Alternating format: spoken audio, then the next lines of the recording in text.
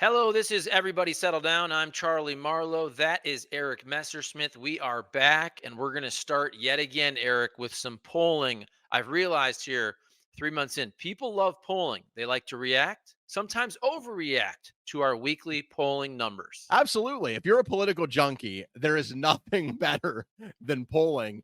And we're getting a lot of it now. Primary season's over. We're getting into the general election. So we're getting state level polling. We're getting national polling. We're getting Senate race polling for because there's going to be a lot of close Senate races this year potentially. So look, we're at 7 months now. I mean, we are getting into crunch time. Okay, so you sent me three different polling articles. So remember those books when we were kids, Choose Your Own Adventure? I'll let you choose where we start because we have swing state polling, we have Trump versus Biden versus RFK Jr. polling, we have the morning consult, which is just Trump versus Biden. I'm going to throw it to you wherever you want to start. Well, let's start big picture. I said, I think after the State of the Union, that I thought by the time we got to April 1st, that Biden would be even or maybe with a slight lead. I thought that was how the race would kind of settle in. I'm talking about national here, not in the swing states. And I think that is pretty much where we are as we sit here on April 3rd. Look, I get a lot of predictions wrong, but I think I was pretty much right on that.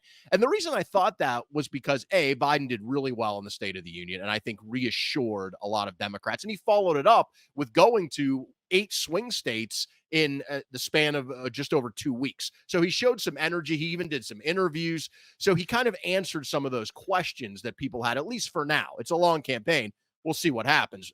At his age, with his issues, he's always one verbal or physical stumble away from, all hell breaking loose again with the age questions. But for now, he solidified, I think, some of his base. And I also think as we move forward, remember that week was Super Tuesday too. Haley dropped out of the race.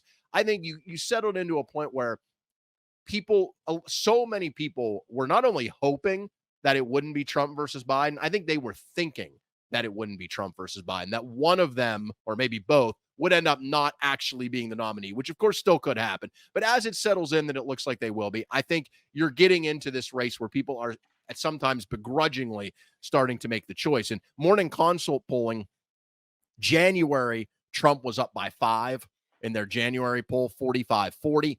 They did a poll so Trump plus 5, mid-March. It was tied, Biden 43, Trump 43. And then a few days ago, their March 31st poll, Biden up 44-42. So you went in a month and a half from Trump up 5 to even to Biden up 2. And that follows kind of the general pattern of the national polling, which is what I called it last week, a lunge toward Biden. It is not a surge, okay, by any means. It's not like Biden gave the State of the Union and all of a sudden he went up 10 points. That is not what happened. What happened is a very gradual movement toward him. And in fact, on Real Clear Politics, the last 5 national polls they have, okay, Biden plus 3, Quinnipiac, the morning consult poll I mentioned where he's up 2, NPR where he's up 2, Forbes, Harris where it's tied, and then the outlier there is Fox News, which had Trump up 5. So of the last 5 polls, the most recent 5, one is tied, Biden is ahead in 3, Trump is ahead in 1. So that kind of shows you, I think, where we are nationally. But of course, as we know, this isn't a national election. It's decided by states, and in particular, the 6 or 7 states that will determine who the next president is. Okay, so if you go back to 2020, I'm trying to find this exactly, which we should be able to. Is it Biden plus 4.5% for the popular vote? Is that what I'm or Yes, that was the 4.4? final. Yep. That was the Okay. final popular vote total. So 4.4, 4.5. And to me, when I look at the polling, we'll start with morning consult, which you brought up, and I put it up there. Okay, so January, Trump up 5, middle of March, it's even. March 31st, we're seeing Biden plus 2. And I always find it kind of interesting when I put these videos out there, seeing the reactions to the polling and oh, you can't believe any polling and it's fake and it's rigged and blah blah blah. And for the people, if you're a Trump voter or you're a Republican, I mean, isn't it pretty fair to say, Eric, that let's say this March 31st poll is accurate from a popular vote standpoint. So that means that Biden went from plus 4.5 in the 2020 election. Let's just say in the 2024 election, he drops 2.5 points. Let's say he wins the popular vote, according to this poll, 44-42. I think for the Trump people that comment on our videos and say this is all crazy, Trump could I don't want to say easily, but Trump could still win the electoral college by losing the popular vote, obviously, by 2 points. So I see this and I look at it and say this is totally believable that, hey, maybe his popular vote gets cut in half, Joe Biden, but he still loses the electoral college to Trump. Yeah, not only could it happen, I think that's probably what would happen. I mean, I think if, let's just say Biden is ahead by 2 points, we had the election tomorrow. I think if Biden won the popular vote by 2 points, he would lose the election. And that gets into the second part. I started with the broad popular vote view, which I think Biden has a better than 50% chance to win the popular vote. But that's just winning it isn't going to be enough, most likely, because there is a slant toward Republicans and Trump specifically in the Electoral College. You saw it right in 2016, where he lost the popular vote to Hillary Clinton, but he won the Electoral College. And if it's very close, if Biden wins by 1, 2, maybe even 3.5 points, Trump has a very good chance in that scenario to win the Electoral College. And that gets into the state polling, which is much better for Trump than the national polling has been in recent weeks. Not that Trump's doing badly nationally. He's doing okay, but he's doing better in the state polling. And that's consistent. Those things are consistent, right? Because it is consistent that Biden might be up by a point or two nationally, or we're even. But Trump is winning in those swing states. That would make sense. And that's what you would assume would happen. If it's even nationally or Biden's ahead just slightly, Trump's probably going to win the presidency because he's probably going to win narrowly most of the swing states. And that's what the Wall Street Journal polling of 7 swing states that came out the other day showed. Trump was ahead in 6 of the 7. Wisconsin was the only exception. And that was true whether it was head-to-head, Trump versus Biden, or whether you included the other candidates, RFK Jr., Jill Stein, Cornel West, and you went 5-way. Trump was leading in 6 of those 7 states. And if Trump wins 6 of those 7 states, he's going to be the president. Biden has to win some of those states. The ones that he needs and you would say is probably most likely to win are Wisconsin, where he is ahead in this Wall Street Journal polling, and then Michigan and Pennsylvania, where he's slightly behind. If he can win Wisconsin, Michigan, Pennsylvania, that would get him to 270 electoral votes, assuming he wins everything else he won in 2020, even if he loses Arizona, Nevada, and Georgia. Yeah, and this gets back to the polling from last week. And I bring this up because, a lot of people, for us, we're trying to grow this podcast and whatnot. A lot of people watched that podcast and then the clip on the polling. And I think the reaction was, well, this is BS. It was about the swing states. But what we talked about last week is essentially the same thing we're talking about this week. It wasn't that Biden was all of a sudden now winning these swing states, especially the blue wall states. And in the particular poll we talked about last week, it was Nevada. It was that he was closing the gap. The polls were tightening. And I don't remember exactly, but it was Pennsylvania, Michigan, Wisconsin, I believe Nevada. And he had picked up, let's say, 2 to 4 to 6 points in those states to make it much closer to a tie or a toss up in these states, which I still believe that's going to be the case coming up in November. I'm already given Donald Trump, whether it's Arizona, Nevada, North Carolina, Georgia. To me, now we'll get to this Nebraska thing later, but to me, if Joe Biden is able to hold the blue wall, I think there's a pretty dang good chance he wins the election. And so I still think here we are, how many months out? We're 6, 7 months out. It's going to be a virtual coin toss in those 3 states to me. Right. If you go back earlier this month, but especially 3-4 months ago, Trump was up in some polling by 5 or 10 points in Michigan, in Pennsylvania, in Nevada, in Arizona, in Georgia. Double digits or close to it in some of those. If you believe that Trump is going to win some of those states by 5 to 10 points, then this election's a blowout. I mean, then you believe that Trump's cruising to the winning the election.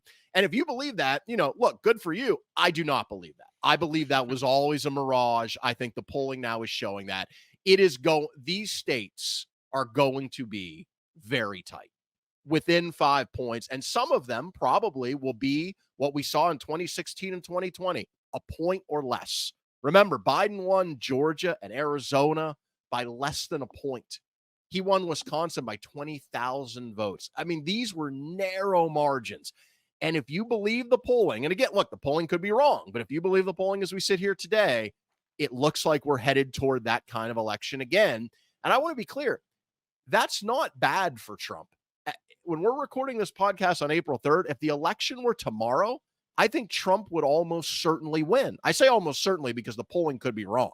But if the election were to be held tomorrow, Trump would be the favorite. He might not win the popular vote, but he would win most of these swing states, enough to give him 270 electoral votes, and he would be the president. But the margins are narrow, and that it only takes a slight continuing drift toward Biden, kind of a pattern we've seen over the last 3 weeks. If that happens for the next 3-4 weeks or the next couple of months, you could certainly see a scenario where Biden holds Pennsylvania, Michigan, and Wisconsin and wins the presidency, even if he doesn't hold Arizona and Nevada and Georgia. Okay, and this is off the top of my head, but as we discuss polling, which I feel like starting in 2016 and then 2020, but really 2016 is when the public started to really question the validity of the polling with Donald Trump with his surprising victory. And I want people to check me on this, but I'm pretty sure that if you look at the 2016 and 2020 elections, I believe the national polling in terms of popular vote, that wasn't far off. To me, the polling, from what I can remember, that has been off has been the state polling. I think it's harder for whatever reason to really nail down what's going on in these states because look, clearly go back to 2016. You can say all you want about Hillary Clinton not being a good candidate and not campaigning in those blue wall states. But Democrats clearly had no idea what was going on in Michigan, Wisconsin, Pennsylvania, because if they thought those states were close, they would have jumped back in and started campaigning there. So I guess I'm throwing it to you like this. Don't you think it's fair to say that the state polling is a little less easy to kind of digest and accept as, I don't want to say fact, but the national polling seems to be closer in terms of popular vote. I think that's generally true, and I think a lot of that is just because of the numbers. The reason polling can be accurate is if you aggregate it. You don't never trust, one poll, but and in presidential election years, you get a ton of national polling. So it's easier to aggregate, and the outliers you can kind of discount a little bit. So I think that is part of it. Whereas state polling, just obviously there aren't as many statewide polls, even in the swing states, as there are national polls. A couple of other things to consider. I don't think we understand as humans probability very well. It's like it's why people are afraid to fly, but not afraid to drive, even though you're far more likely to be killed in a traffic accident than you are in a plane crash. We don't do a good job intuitively a lot of times of understanding risk, but essentially what risk is probability. What is the likelihood that this event is going to occur? And with polling, where that matters is if you believe like Nate Silver, who used to run the website 538, which is an election stat nerd, I was on all the time. He would point this out all the time. If he said there was a 75% chance that something would happen and then it didn't happen, people would say you're a moron. And it's what we don't realize is events that have a 25% chance of happening or less happen all the time. Mhm. Right. So saying that something has a 75 or 80 or even 90% chance of happening is not the same as saying it is 99% or that it is a certainty. All it is giving you probability. And that's what polling does. It gives you probability. And that's why I said earlier, if the election were held tomorrow, I think Trump would win. But would I bet everything I owned on it? No. And the reason I wouldn't is because polling is not going to give you 100% accuracy. It's going to help you shape a probability of what is likely to happen. So, for instance, if you had something that was supposed to happen 75% of the time, and you had that event happen 4 times, you would expect that one of those 4 times it wouldn't happen. So if that happens to be the election, and let's say that, like Hillary Clinton was roughly a 75% favorite to win the election based on the polling, she didn't win. So does that mean that polling is garbage and doesn't matter? Or does that mean that a 25% event, Donald Trump winning, happened? I think it's more the latter. But the other thing is the electoral college. And that is why it used to be in politics that the electoral college it was just assumed that if you won the popular vote, you would win the electoral college. Because throughout our history, it has very rarely happened. And it didn't happen for a very long time until 2000, where Gore won the popular vote, Bush won the electoral college. But look at that election. Gore won the popular vote by a minuscule amount. I think it was under 1%. And Bush won the electoral college by like 600 votes in Florida, right? Mhm. With hanging chads and people voting for Pat Buchanan when they thought they were voting for Al Gore. My point is that election, in order to have that outcome where you had the electoral college and the popular vote splitting, you had to have a tie, essentially, the closest Mhm. election that any of us have ever seen. That election in 2000 was essentially a tie. And that's what it took to get an electoral college popular vote split. And then fast forward to 2016, that wasn't a tie. Hillary Clinton won by, I think, 2%, 2.5%, something like that.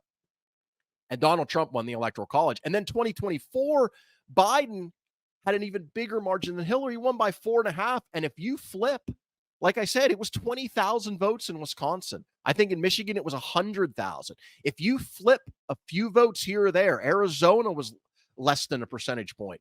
Literally tens of thousands of people in a few states. If you would have flipped that, then Trump would have won the presidency by losing by 4.5 points. So now you're getting into what looks like a pretty big electoral college bias toward Trump. And that, we can get into a whole other debate about whether the electoral college is an antiquated way to pick a president or whether we should go the popular vote. But look, these are the rules we have. And so the reality of 2024 is Biden could win by 2, 3, 4 points and lose. And let's say that happens and Biden's ahead by 3, 4 points in the polling. Does that mean the polling was wrong? No, it means the polling was right. It's just that the electoral college is a crazy way to pick a president, man. It isn't. I was going to move on to the RFK poll, which we will, but when you said that, I shouldn't laugh because it's a serious story, but we've discussed how the Israel-Palestine, how in Michigan specifically, for example, there's a lot of people that are not happy with President Biden's policy there. And it's crazy to think, but let's just say that Biden holds Wisconsin, Biden holds Pennsylvania. You could make the argument because the electoral college is so slim that this small group of let's say Muslim voters in Michigan could decide the presidential election based on how they feel about the handling of Israel Palestine. And you could do this with other issues in different states, but because Michigan is one we're talking about specifically with Israel Palestine, I think I still don't think people usually vote for, their third policy, their fourth most important policy. But in Michigan, if that's what's your number one thing that's bringing you to the ballot box, it is kind of crazy to think that something like that, because it's going to be boom, like Michigan 10,000 votes, Wisconsin 5,000 votes, Pennsylvania whatever it is, that could swing the election. Absolutely. And it would be crazy because what have people been talking about for months or years? Biden's age, Trump's legal problems, January 6th, immigration, inflation, the economy. We thought these things were going to decide the election. They probably will. But it may be, we may wake up on November 6th, I think election day is November 5th, and we may say, man, that Hamas terrorist attack on October 7th in Israel decided the American election. Or better put, the reaction by Benjamin Netanyahu and the Israeli government in Gaza decided the American election, and it very well may happen. And here's a great example just from last night. They had the primary last night in Wisconsin. 48,000 Democrats voted uninstructed, which is voting for delegates other than Biden, someone other than Biden. It was an organized protest vote. That was only 8% of the Democratic primary vote. So it wasn't a lot, but it was 48,000. I just mentioned earlier the margin in Wisconsin in 2020 was 20,000. So if those 48,000 Democrats decide to vote for Jill Stein or Cornel West or RFK, or they just don't vote at all, or they write somebody in, if half of them do that and the margin is the same, Joe Biden will lose Wisconsin, which could lose him the presidency.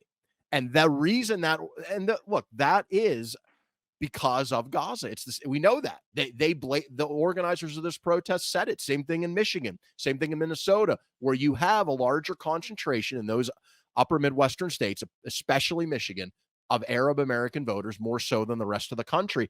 And look, they are mad as hell about what's going on in Gaza. And what news event just happened yesterday? You had 7 aid workers, including an American citizen, killed in Gaza by an Israeli airstrike. And they were there to deliver food. The Israeli government, of course, has apologized, but it's just another example of how unpopular to a large segment of the American public Israel's response to the terrible terrorist attack on October 7th has been. And you see images like you saw in the news yesterday with those aid trucks destroyed and people killed. You see children literally starving there. And look, on the one hand, of course, we want to support our ally Israel, and Biden's trying his best to thread that needle. And I think he's doing, from my vantage point, a pretty good job of it. But I can certainly see and recognize the anger that exists on the left as we continue to support Israel, even as Biden does distance himself from Netanyahu and some of the ways that Netanyahu and his government have conducted the war in Gaza. That very well could be the difference in the election.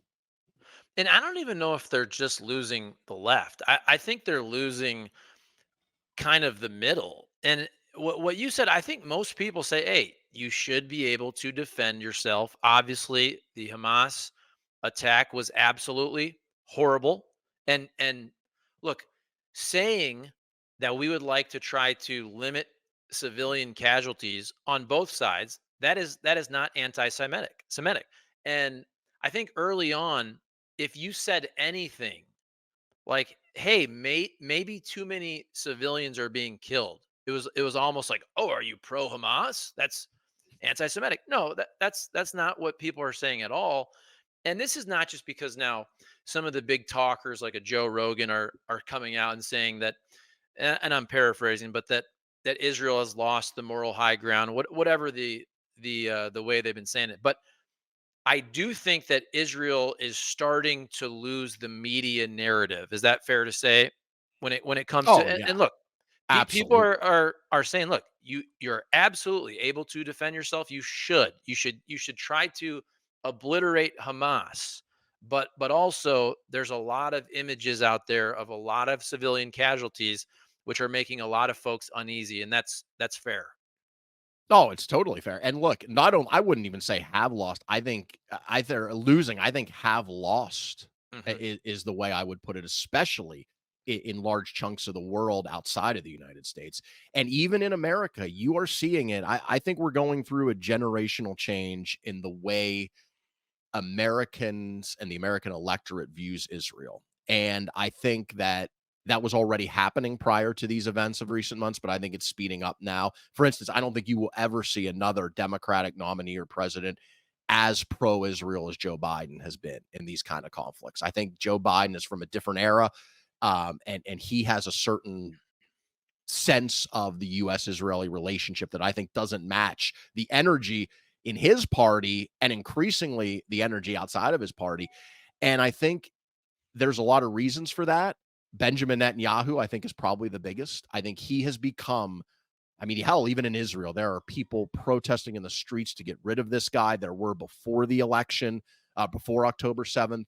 He will eventually lose when Israel does have elections. I don't think there's any question about that. He will no longer be the leader. The Israeli people will reject him. I think he has done tremendous damage to Israel, even prior to October 7th, but I think especially in the way that he has conducted this war in recent months. And Look, Americans have we support Israel as we should, and we want them to be able to defend themselves. I do not believe there should be, I want to be clear, a unilateral ceasefire where Israel just lays down its weapons. I think they have every right to avenge what happened on October 7th, and they have every right to go after Hamas and try to destroy it and make sure that it is no longer a political force or a military force in Gaza. 100%. And I think most Americans believe that. The question is in the leadership of Netanyahu and in the conduct of the war itself. And those are the two areas where Biden has tried to walk that line of saying, I support Israel. I support their right to defend themselves. I support them going after Hamas. But I question the leadership of Netanyahu specifically and the conduct of the war as it relates to this invasion of Rafah, which has not happened yet, but that is where most of the Palestinians, or a large chunk of them, over 1 million, have fled to. That is where are desperate conditions on the ground, aid not getting in anywhere near the numbers that it should. As I mentioned, aid workers killed yesterday by a Israeli airstrike that was unintentional, and now aid has been delayed in part because of that. And people look at those images and they see that and they think, man, if you go into Rafah and you go in with full force, how many civilians are going to die? And is that going to be worth the getting or trying to get the remaining Hamas leadership that is in that area? And there is a big divide between the Israeli government and the US government on that. And to me, that is the critical thing to watch in terms of where there would be a full break, because Biden has not broken from Netanyahu yet. He's called him out here or there, but he hasn't done what Chuck Schumer did, the Democratic leader in the Senate, and go to the Senate floor and said Netanyahu has to go and Israel needs new elections. That has not happened from Joe Biden yet. And I don't think that should happen at this point, even though I'm not a fan of Netanyahu. But if you go into Rafah and you see death and destruction on a pretty large scale, that could be the moment where you could see a full break between Biden and Netanyahu. And that would be a historic moment in the US Israeli relationship, and really would kind of be a game changer, not just for our domestic politics, but kind of for international relations and America's role in the Middle East. Yeah, and maybe I'm wrong on this. I know there are people who this is their number one issue. I think for other folks, and I would just kind of say the middle of America, who I know it's kumbaya, but it's kind of like, hey, we just want world peace, but we know folks have to defend themselves, especially if you're attacked. And I wonder, this is how I look at it. I think it may be less just about Israel and Palestine and necessarily taking a side, and just as a country, I think we're tired of the, I don't want to say interventionist, but if you go back to Iraq and Afghanistan and kind of the nation building, I feel like we realized our own errors over the last 20 years and all of the civilian casualties in some of these countries. And okay, obviously we were attacked 9/11. That's different. But for every casualty, for every civilian casualty, you probably created a family or a village of people that now want to kill you. And in some of these countries, you create more terrorists. And so I just think that I think Americans are more just like, hey, we made mistakes. We acknowledge that. And I keep wanting to get into RFK Jr. I remember seeing RFK Jr. I think it was on that Turning Points show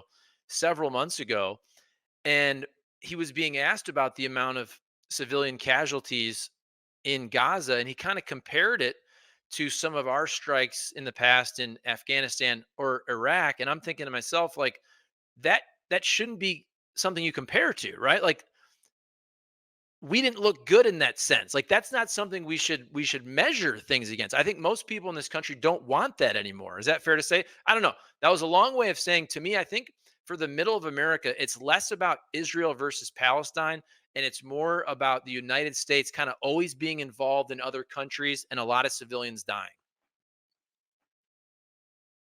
Yeah, well, and look, a bunch of things can be true at the same time. I mean, it can be true that Hamas is an evil terrorist organization that should be wiped off the face of the earth, and it can be true that there are always civilian casualties in war, and they are unavoidable. And it can also be true that Israel has an obligation. And I would just say, beyond obligation, this war is not just about fighting on the battlefield. It is about hearts and minds in that region and around the world. Israel needs support. They are the only democracy in that area. They have a lot of enemies. And there is a way to conduct the war to try to minimize civilian casualties, to try to make sure humanitarian needs are met. Like, there are a large number of aid trucks every day that aren't allowed in. The UN put out a report the other day that a small percentage of the aid that needs to get in there is actually getting in there. Israel, now look, I'm not there on the ground. I don't know what is or isn't true, but I do know that it seems like enough aid is not getting in there. Israel's obviously in charge. We're trying to build a port there to try to get more aid in, but that's going to take months. We're airlifting aid in. That's not an efficient way to do it. You see people fighting, of course they are. They're desperate. Some of them are running into the ocean to try to get it. It's a terrible situation, and I think part of it too is messaging. Like, yes, the events that happen on the ground matter, but it also matters what your messaging is, and that's where Netanyahu, I think, has failed miserably. Is this is not going to work forever, this cycle of war, right? Because as you mentioned, you're going to have this war, and then maybe it's not Hamas, but maybe another extremist organization that emerges in the future. The only way to solve this long term is for a peace deal to happen. And the only way for that to happen is if both sides recognize it and work for it. And the Israelis always make the point, and there's a lot of truth to this, that they have offered peace deals in the past that the Palestinians have rejected. Absolutely. But Netanyahu, he's talking about Israel occupying Gaza for an indeterminate amount of time. He's actively campaigning against trying to have a Palestinian state and a two-state solution and a long-term peace plan. And I think that is as big a problem for him as how the war is actually being conducted. Is there's no sense of vision or leadership of what a future that is better would look like. We all know right now that's not possible. We all know we're not going to have a two-state solution tomorrow. We know that it is a disaster right now. But the only way you're ever going to fix it in the future is if you have two countries living in peace together. That's the only way it's ever going to happen. And it would be nice if you had a prime minister of Israel who at least acknowledged that reality, who maybe seemed like they were working toward it and taking the steps needed to get there. And I think that will happen in the future. I think it's the only way forward, but it's not happening now. And I think that is really hurting Netanyahu. And I think it's hurting Biden in his perceived support for Netanyahu. Again, particularly for the voters who really care about this. Because as you mentioned, if this is your third or fourth or fifth or 10th issue, it's probably not going to determine who you vote for in 2024. But to that small percentage of people, especially in these key states who are Muslim American or Arab American, or who just are very sympathetic to what's going on in Gaza, you could see it being their number one issue and being the defining issue. And that may be all it takes to swing the election to Trump. Okay, so I'm going to bring up one more poll before we move on to RFK Jr. here, and he's included here. You sent me the Hill article, so it's, as you mentioned, aggregating the polls. It's Trump has a 2.3% lead based on 107 polls. So Trump is basically 42%, Biden is 39.5%, RFK Jr. is 9.6%. So Trump has a 2.3% lead in these polls when RFK Jr. is in the mix. Now, bunch of RFK Jr. news, obviously. So he's on the ballot in North Carolina. But I think what's interesting is, so he goes on CNN and RFK Jr. makes the case, or he said he could make the case, that Joe Biden is a bigger threat to democracy than Donald Trump. And I think this is really interesting because you and I, before we were recording, were talking about how sometimes you want to kind of check out what other people are saying and thinking that you don't agree with, to kind of just gauge the temperature. I remember a couple weeks or months back, I was surprised that Democrats didn't lead more in terms of a threat to democracy, in terms of some of these polling. Hey, who do you trust more? Republicans, Democrats, economy, blah, blah, blah. Democracy. And I thought, well, democracy should be one for the Democrat column. And it was a very small win for Joe Biden, like 2 points. And I think this shows that while people on the left are saying Donald Trump tried to overturn the 2020 election, January 6th. He doesn't deserve to be on the ballot. On the other side, there are these folks that are saying, and this is what RFK Jr. was trying to make the case for, that Biden trying to censor free speech and using big tech and all that, they're basically saying it's kind of the same. And from the other side, that's their argument, and I think that's how you look at it and you go, okay, well maybe Donald Trump trying to overturn the 2020 election is not as big of a deal as people on the left think, because people on the right are basically saying no, it kind of cancels each other out with the way Joe Biden is going after free speech. What do you think about that? I don't think it's exactly the same, but I understand what they're trying to do. Absolutely. I mean, look, I think it's a ridiculous argument, but I think it is effective. And that Yeah. is what matters in elections. And it has been effective at muddying the waters, right? And that's what all you need to do. And RFK Jr., as a quote unquote independent, pouring fuel on the fire of that by in that CNN interview saying what I think is a fairly provocative statement that Biden is more of a threat to democracy than Trump. That just shows you how that argument has taken hold. And it shows you kind of why RFK Jr. is such an interesting candidate, because that is a Trump message.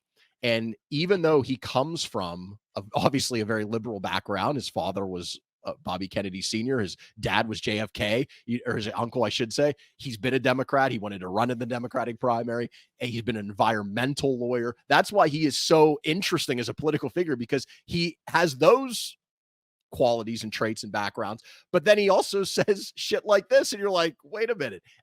The vaccine stuff, the anti-vax stuff, he has appeal to both sides. But in terms of the merits of the argument, I mean, look, I am not a huge fan of censorship in any way. I'm very pro free speech. I don't like the idea of the government pressuring anybody to say anything. Okay. Social media companies or anybody else. It's not the same thing. And there's a couple of Supreme Court cases where states have challenged these kinds of things, and it's been before the Supreme Court. The arguments happened last month. The cases will be decided in June. If you follow the arguments, I think it's pretty clear the Supreme Court is going to side with the federal government, even this conservative Supreme Court, because what these states challenged was the agencies of the federal government going to social media companies, mainly around COVID, but also around election stuff, and being like, look, I think this violates your policy because this person is saying this about vaccines or what the case may be. I think you should look into this. And if you if you look at what happened, in some instances, the social media companies did take things down. In some instances, they didn't. But the government came in, agencies of the government, individuals in the government, and pointed some of these things out. Now, you may agree or disagree on whether you think that's a good idea. Remember, we were in the middle of a pandemic that was ended up killing 1 million people. Okay. So there's an argument of, if people are spreading information that isn't accurate about, say, a vaccine, is there any role for any government official ever not to force a social media company to censor it, but to come on and say, hey, I think this is violating your own policies. Look into this. That, I think, is a totally legitimate debate to have. How far in a national emergency like that the government should go, or agents of the government, to try to point out to companies that their speech codes are being broken. That's different than trying to overturn an election. They're not the same things. They're not even close to the same things. Say what you will about Joe Biden, the idea that he is a bigger threat to democracy than Donald Trump, the man who spent months doing everything he could to try to overturn the results of an election where there was no evidence then or now of any fraud, is just, I know we're in this era where we all have to try to compare everything to everything else and say everything's the same. It's an absurd argument. And it's one of those things where I look at RFK, because I like some of the things RFK Jr. says. I have to admit, I watched that interview with Aaron Burnett the other night on CNN. I'm one of these, I listen to podcasts, but I also get my news from traditional media. As you pointed out last week, RFK Jr. has done a ton of podcasts, not as much traditional media. So this might have been one of the few instances where some people had seen him, and he says a lot of things that I like. And I'm like, I love that you're talking about it. I love that you're bringing up things like the big ag and food and the power of the pharmaceutical industry and the agriculture industry and how that's affecting us. Who else is talking about those things? So I like that. But then he says crazy shit like this, and I'm like, ugh. Yeah, and look, I think you and I are on the same page with this, but this is where I'm trying to process how the rest of the country isn't. And I understand we're very tribal. Now, I think when it comes to free speech, don't get me wrong, and the censorship, we made a lot of mistakes during COVID, 100%. I think when we're talking about politics, folks are thinking more about the Hunter Biden laptop when they're talking about free speech and whatnot. And again, I think you use the perfect word, which is muddy. To me, it's not the same, but you can muddy the waters enough where somebody's like, yeah, they kind of all do it. It's the same thing folks are Right. It's saying the with the same thing. documents. It's clearly not the same if you really look into the documents. Everybody does it, you know? And so at its core, look at it like this. If we're really talking about a threat to democracy, obviously Donald Trump ended up leaving the White House, but he did prevent the peaceful transfer of power from president to president for the first time in whatever, how many years, 240 or so years of American history. Joe Biden is not going to do something like that. Now, if it's a close election, will Joe Biden go to court? Sure. I don't think Joe Biden's going to hold a rally on January 6th for his supporters. So he's not going to do any of those things. And he's very old and all that. I get it. The censorship was bad. I don't agree with it in any way, shape, or form, but I don't think it's the same either. And when we're talking about threat to democracy, if Joe Biden loses, he might be pissed, but I bet you he attends the inauguration. He might even write that famous letter that they put in the little drawer of the what, the Right. Resolute desk, right? He may even do that. That's all I'm saying. And I think there are different levels of threats to democracy, right? So if you want to say that censorship of social media by the government is a threat to democracy, I will totally buy that. If you want to just say Mhm. that in general, I'll buy it. If you want to That's say what I'm that was saying. Yeah. what was done with Hunter Biden in the 2020 election is a threat to democracy, I will buy that. That is not the same thing as saying it is an equal to or greater threat than what Yeah. Donald Trump tried to do. It's apples and mufflers.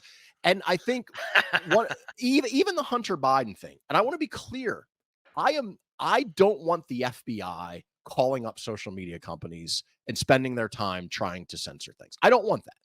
I think on COVID, there were some things that were legitimate misinformation that were very harmful, like things about the vaccine that were just completely made up lies, even though this vaccine was saving and did save millions of people's lives. There were other things that were labeled as disinformation that were not. The origin of the lab of it coming from a lab, which now probably most people I think is more likely than not to be true. That was once disinformation. That certainly should never have been labeled as disinformation. We should have been able to have more open and honest exchanges about those kinds of things. But getting back to your point about the Hunter Biden thing, even with that, and again, I want to be clear, I don't think the Hunter Biden story should have been suppressed in any way. The Hunter Biden laptop. It was from what I understand. And I'll have to go back and check, but I think I'm right on this. Basically, what in Twitter, what Facebook and Instagram did, or Facebook and Twitter at that time, is they didn't allow you to share the story for a period of time. The story was still there. You just couldn't share it for a period of time, days or a week, and then you were able to after that.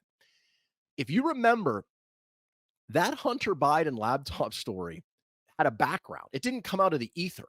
We know that Russia tried to interfere in our election in 2016. That's been well documented. We know that they, in the 2020 election, Russian leaked hacked emails from the DNC that cast Hillary Clinton in a negative light. We know that Donald Trump publicly said during the 2020 campaign, if you're listening, Russia, hack the emails or get me, he literally, I'm paraphrasing, but he literally said that publicly. Now, that But doesn't mean wasn't he there was kind of collusion. joking though Yes, he was. for That that one? doesn't mean right.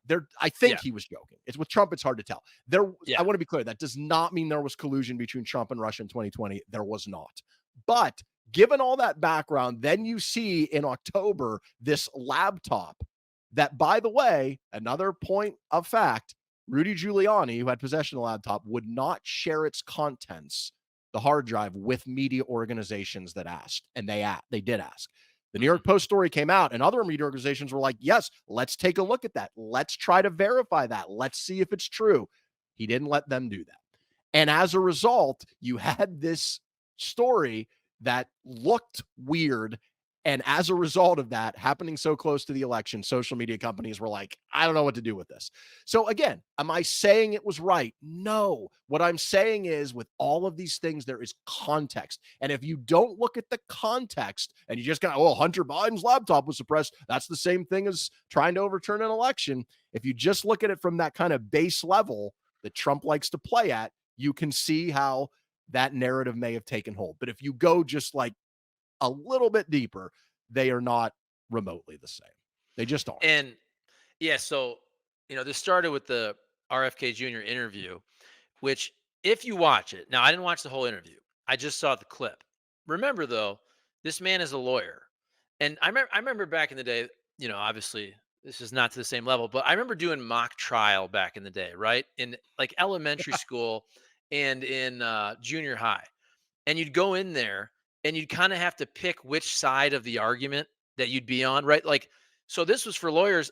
It's not so much what you believe, but hey, I'm gonna be on the defense side. I'm gonna be on the prosecution. How would I go about my case? So Bobby Kennedy Jr. is a lawyer. If you listen to what he said, and I'll go back and listen again, but I'm pretty sure he said I could make the case or I could make the argument that Joe Yes. Biden is a greater threat. I don't think he actually believed it as I'm watching that, but he Right. did it almost in lawyer speak, like, I could make the case, and he's a damn good lawyer. He is. The thing about RFK well, there's a lot of things about him. And you're right. He did preface it that way. And I think he did that intentionally Mhm. because in his heart, like if you hooked him up to a lie detector, okay, and you said, who do you think is a bigger threat to democracy, Biden or Trump? I would be shocked if he said Trump and he was telling the truth, or he said Biden and he was telling the truth. Like in his heart of hearts, I think he knows. But you're right. He prefaced it because he's a smart guy. And that's the thing that about RFK Jr. is he is very smart and he is very articulate and he is very knowledgeable. And when you see people like that who are smart, who come off well, who are polished, who are clearly very knowledgeable of what they're talking about, and they speak with passion, which he does, we kind of tend to believe them, you know? So, like, he'll say some of the crazy shit he says about vaccines, and I'll listen to it and I'll be like, yeah, that makes a lot of sense. Maybe I shouldn't get my kids vaccines. And then I'll kind of research it online and I'll be like, oh, yeah, there's a lot of evidence that, contradicts the things he says out there. But when he says it, I believe it because he's smart and he's passionate and he's articulate. And that's why I thought it was so, I don't know what the right word is, but I just thought it was so cringe. You know, isn't that what the kids say now? I thought it was so Mhm. cringe when he said Biden might be more of a threat to democracy than Trump. Like, you don't really believe that. Come on. I don't think you really believe Okay, so I keep wanting to get to this, is the world more negative post-COVID? But I feel like we're at the end of the show here, so we're gonna 2 weeks in a row, we're gonna save that for next week. We that. gotta Is get to that is that. quite a deep tease. You come from Yes. a radio background and you are doing some special teasing there to tease things multiple weeks. Well, so here's how we do it though. This is as a producer with a background of producing, I always like to save something that you can always talk about, months from now. That's more of a big picture topic. Whereas this Right. show, there's a topic that, okay, it happened yesterday. It has a shelf life of 1 week. So what's going on, Florida, Arizona, with abortion being on the ballot? This is the one thing again, I hate to always say it like, "Hey, this is the Democrats' best issue," because it's such a controversial topic. But I just wonder at the end of the day, with how unpopular Trump is, how unpopular Biden is, if you look at, let's say, the biggest issue on each side, which is fair to say, immigration for the right, and let's say it's still abortion. I don't know if it still is. It seemed like it was in 2022. I don't know if it still is, but let's say it is. I mean, could we come down to with these two presidential candidates that nobody likes? It's essentially a 50-50 tie. It's a coin flip. Do you think this thing could still come down to basically abortion versus immigration? And if abortion is on the ballot in these swing states, Anytime abortion's been on the ballot the last couple of years, it is a monumental win for Democrats at the ballot box. Yeah, and it's Biden's best issue in the polling. It's where, and you could see it being the number one issue, like we talked about earlier, for some people and drawing people out to the polls, and it being on the ballot. I think in some of these swing states like Arizona this year and Florida, who's used to be a swing state, is interesting. And the Biden campaign said this week they're going to play in Florida. They're going to actively fight to win Florida. Now, I don't know if I believe that or not. Maybe they'll try in the summer and then pull out later in the year if it's not going their way. But when abortion post Roe v. Wade being overturned, when it has come up on the ballot in some form, and I think it's been 7 states now, the pro-choice side has won every time. And that includes in states like Kansas, in conservative states, as well as liberal. And so Florida this week, the Supreme Court of Florida upheld the ban on abortion that was passed by the legislature and signed by Governor DeSantis. And it was originally 15 weeks, but now that the Supreme Court has upheld it, it will be 6 weeks. The 6-week ban will take effect later this month. That's a pretty extreme ban. As we know, a lot of women don't even know they're pregnant in 6 weeks. And so at the same time, they got enough signatures, the pro-choice people, to put a ballot initiative protecting abortion rights in Florida's constitution on the ballot this November. You could see a scenario where that's going to drive a lot of turnout, and I'm sure that is going to get 60% of the vote or maybe more. I mean, I'd be shocked if it doesn't pass. And so are you going to have voters going to the poll for that issue at maybe, I don't know, a 60-40 clip? Are some of those 60% a large enough share of them going to maybe back Biden that it would be close enough that he could actually make that state competitive? I don't know. But in Arizona, I do think it's a bigger deal because we know Arizona is likely to be a lot closer than Florida, and they're likely to have an abortion measure on the ballot as well. So that's something certainly to keep in mind when we get closer. Yeah. And I think this also comes down to, look, I hate the fact that a lot of times it's about how much money you have. You see every month there'll be a tweet out there, oh, Joe Biden raised this amount for March and Donald Trump raised this. And it becomes so much about how much money you're able to dump in these states. I do wonder, even if, let's say, Donald Trump still wins Florida, which I would have to think after the way Ron DeSantis ran away with that thing a couple years ago, that's no longer purple. But if you have to defend Florida more, right? If Right. that means you're dumping more money into Florida and way more money into Arizona and spending way more time there, where the Democrats can then just set up shop in Pennsylvania, Wisconsin, and Michigan. And I have a terrible memory, but I'm kind of thinking back. Think a couple years ago, the Democrats dumped a ton of money into Florida. They got housed. Like even the Marco Rubio race, right? They said, oh, none of those races were competitive. They dumped so much money into Florida to lose by, I think, 15 points, whatever it was with Rubio, and close to 20, I believe, with DeSantis. And that Senate candidate in Wisconsin, I forgot his name, but he was going up against Ron Johnson. And it was so close. And you just Yeah. wonder if the Democrats would have taken the energy, resources, money out of Florida where they got freaking shit housed. They got just boat raced and they put that money up in Wisconsin. Could they have flipped that Senate seat? I think a lot of this comes down to that too. That, yeah, I don't think that Donald Trump is going to lose Florida, but he may have to defend the hell out of it and spend way more time, resources, and money there. And that could help the Democrats in the blue wall states. Oh, absolutely. That's the goal. Like you said, if Biden won Florida, that's a sign that he's won in a landslide. I mean, I think that is very unlikely to happen. That would be if he wins Florida, then it will be a massive victory. So he's not likely to win it, but if he could make it competitive and make Trump spend resources there, particularly money, because as we know, Trump is in a bit of a financial bind in terms of financing his campaign because he's diverting money to his legal fees, which are substantial with all the trials he's got coming up this year, which we'll be get into in future episodes. So, and he's not raising as much money as Biden, not nearly as much. In fact, Biden raised more money in that fundraiser he had last week with President Clinton and President Obama in New York City than Trump raised in the entire month of February. Now, I think Trump will start to close that gap. He's got a big fundraising, a huge fundraiser coming up this month at Mar-a-Lago, which is supposed to raise more than $30 million. So I think Trump will begin to close that gap a little bit, but he's not going to catch Biden. He's going to be outspent. And we know Trump has been hesitant in the past to tap into what he says is his vast, resources source of personal money. Now we'll see if he's able to sell his Truth Social stock and cash in some there in a few Or months. Maybe he Bibles. could. Or buy right, he's got the Bibles at $60 a pop. He's got the sneakers. So there are some revenue streams, coming in for him that maybe he can make up the difference. But either way, if he's got to spend money to defend Florida, that's a bad sign. If Biden can somehow make that competitive, same thing with Texas. If Biden could somehow make that competitive, I mean, that would be a potential, game changer in this race. And you mentioned that fundraiser.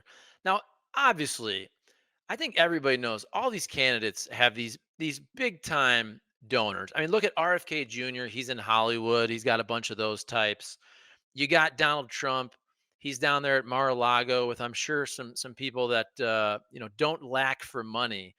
I do think it's funny though, and I'm not even saying that Joe Biden has done a great job as president. I think he inherited just an economic shit show from COVID. I think he's been terrible on the border, and I think he's too old.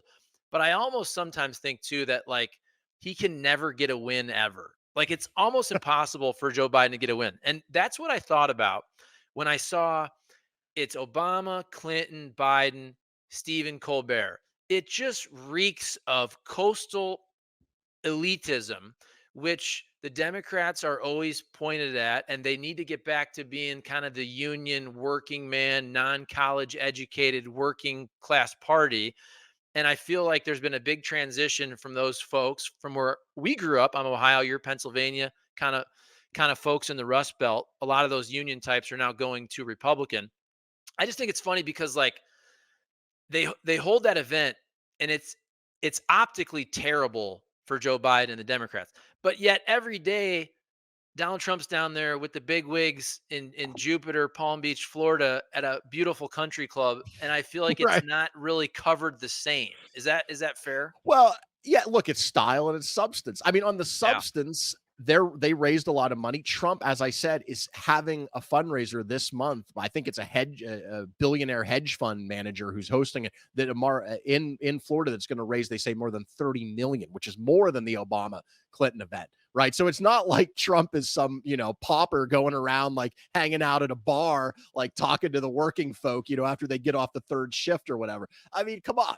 But on the other hand, optics matter. And this is why I say, like, you may not like Trump. I obviously, if you listen to this podcast, know I have my issues with him, but you have to respect his political skills. And he has pretty good political skills and political instinct. That is why Mhm. he has been able to get where he is, despite his numerous flaws, right? No other person who didn't have his political skill would be able to overcome all of his other, traits and actions and history.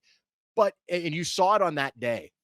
Think about what happened on that day. You had Biden in New York City, the mecca of coastal elite liberalism, as you said, doing this ritzy event where people are paying tens of or maybe hundreds of thousands of dollars to watch it. Like Lizzo is there and all these big name entertainers, right? And at the same time, in the same state, where was Donald Trump? He was at the wake for a New Mhm. York City police officer that was killed that week. Yeah. That is now look, I'm not saying he did it for politics. Maybe he did, maybe he didn't. I'm sure that factored in. I'm just saying it's smart. It was Yeah. really smart.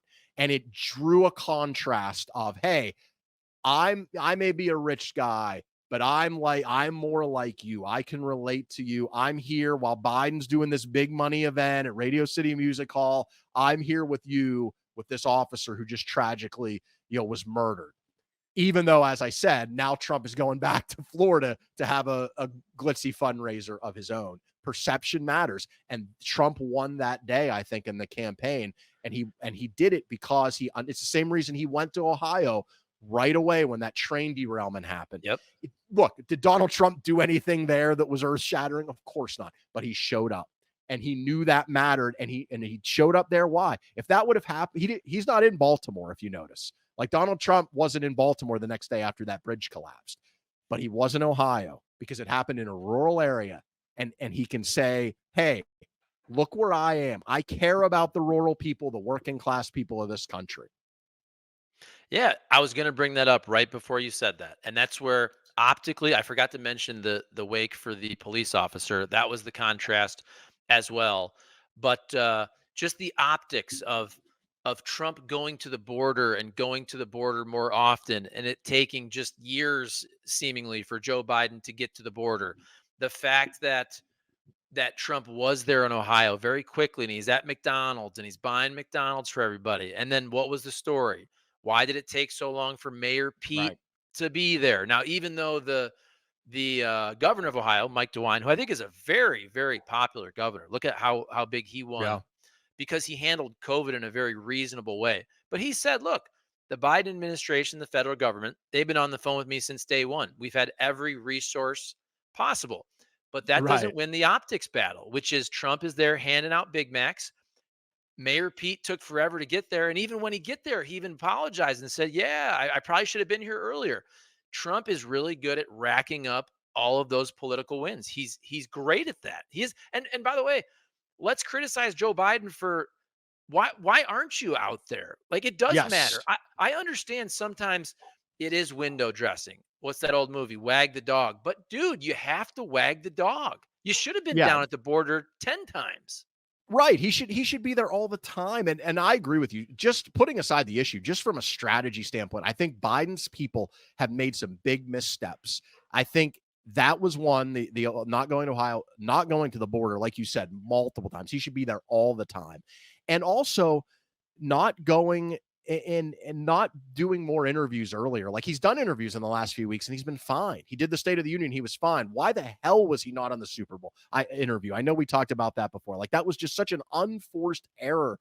You've got to let Biden be Biden and you got to get him to the places that matter, even if it is just optics. Now, look, maybe do you remember the famous George W. Bush moment after Hurricane Katrina where he flew over he was in the airplane flying over and he took so much shit for that. It's like, oh, Mhm. he's in his airplane looking at the damage. Why wasn't he down on the ground? So maybe they didn't want any kind of optics like that. But to me, it's a no-brainer. And the thing is, he did eventually go. He went to Ohio. Why wasn't he there the first week? He's been to the border. Finally, he did an event at the border, which I thought was smart a few weeks ago, where he called out Trump for not supporting the bipartisan immigration deal that his administration helped negotiate. That he should be down there every other week making that argument at the border, going after Trump on on one of his perceived strong issues. I totally agree with you. It's been some missed opportunities for them. And think about this. What is the election? It is the ultimate race. It is a race. It's a race to 270. And it's almost like you got to win the battles to win the war. To win the big race, which is 270 electoral college votes, you got to win all the little races. And Donald Trump wins all those other races by literally beating Biden to these places. Like you do sometimes have to get there first because there's a narrative that is created and you lose if Donald Trump beats you to all these places and then the narrative becomes, oh, he's there, he cares, you don't, where's Joe Biden? You're losing all the little races, and if you lose all the little sprints, you're going to lose the marathon. Absolutely. It's about that is sometimes what it matters is, do I think this person cares? Yeah. All right, let's we're over an hour here. Let's do the old empty the notebook, Eric. Again, I promise we're going to get to the world is more negative next week. All right, I promise people. But go ahead. Just a couple real quick things that I think are worth watching in the next few weeks. Congress is back next week after a 2-week recess. Speaker Johnson says he's going to bring up finally a Ukraine aid bill, which was also include Israel aid for Israel in the House. The bill passed the Senate with 70 votes. Trump didn't like that bill. Speaker Johnson says he's not bringing up that bill, but he says he will bring up a bill. What is in it? Can it pass? And will it cause him to lose, if it does, his speakership? Because Marjorie Taylor Greene has made her intentions clear that she's going to try to force a motion to vacate, which would remove Speaker Johnson from his position. So that's a huge thing to watch next week. Also, next week and in the next few weeks, an effort is underway in Nebraska to try to change how they divvy up their electoral votes. We can talk about this next week in more detail, but basically, they're one of two states that give their electoral votes based on congressional districts, not winner take all at the state level. And the reason that matters is because the district around Omaha is blue. Biden won it in 2020. He's going to win it again this year. That will give Biden one electoral vote, even though he's going to lose the state.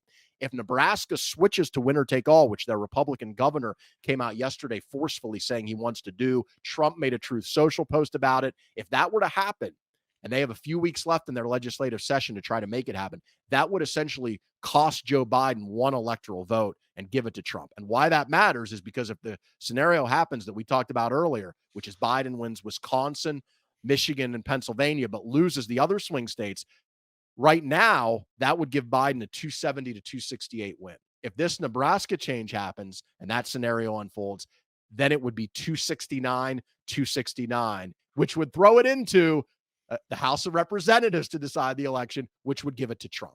Crazy, but it is very possible that that could matter. And then the last thing is Joe Lieberman. He died last week, I think after we recorded last week.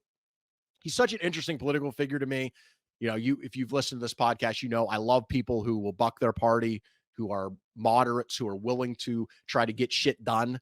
And that was him. That was Joe Lieberman. And in 2000, he was Al Gore's running mate. We talked about that election earlier and how he came within a whisker of being the vice president. And look, if he's the vice president and Al Gore wins re-election in 2004, you know, alternate reality, maybe Joe Lieberman would have been the president. You know, maybe Lieberman would have been the president in 2008. Who knows?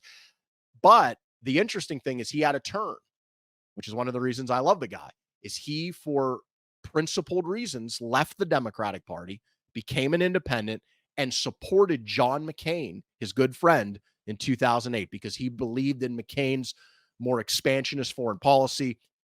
Lieberman was always more conservative when it came to foreign affairs, and he supported his friend John McCain. And McCain said later one of his big regrets was not picking Lieberman to be his vice president in 2008. He had thought about it. I think knowing McCain, the maverick that he was, I think he wanted to do it. But for political reasons, he ended up settling for, as we know, Sarah Palin, which turned out to be a disaster. Now, look, the economy had crashed by that point. McCain was going to lose that election no matter what. The housing crisis, all that. But it would have been really cool if he would have made Lieberman his vice president, something you would never even imagine today, a Republican and a Democrat turned independent getting together. But it just showed you, I think, the principled nature of what Joe Lieberman was about. And if we had, I've talked earlier about people like Manchin and Sinema and Romney leaving the Senate and how we're losing the people in the middle who will get things done and will compromise and will reach across the aisle. And that was, I think, the legacy of Joe Lieberman. Well said, sir. All right. That is Everybody Settle Down, episode 12, I believe. That's Eric Messersmith. I'm Charlie Marlow. Continue to comment, like, subscribe. We love them. I do see them. I respond to a lot of them. Eric, I know you're reading them as well. So eventually we keep I don't respond to any of them, but I do read them. So thank you. You can, though, if you want. You can. You can. I totally should. Get that Google account.